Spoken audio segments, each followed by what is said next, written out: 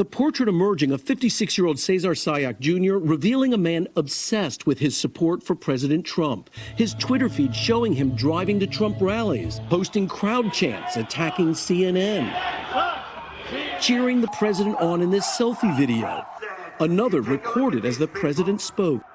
Online, Sayoc would go after many of the Democrats who received devices, saying of George Soros, "You will vanish," and attacking Congresswoman Debbie Wasserman Schultz. Rochelle Ritchie says he took it further, threatening her after he saw her on Fox News. I received a tweet from this guy who was saying things such as, make sure you hug your loved ones before you leave your home.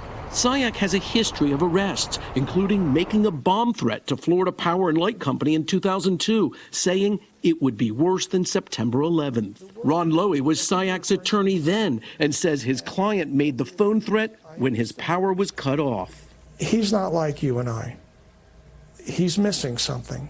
So I would interpret that as he suffers from one or more illnesses. Lowy says Sayoc's mother was in surgery when Sayoc was arrested, her daughter telling her the news. They had no idea. They were in shock. They have not spoken to their brother and son in a long time. They love America. His mother's an active Democrat.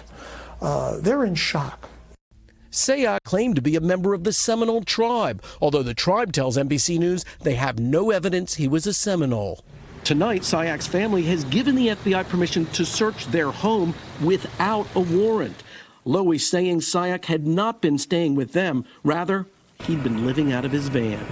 Kerry Sanders, NBC News, Aventura, Florida. Hey, NBC News fans, thanks for checking out our YouTube channel. Subscribe by clicking on that button down here, and click on any of the videos over here to watch the latest interviews, show highlights, and digital exclusives. Thanks for watching.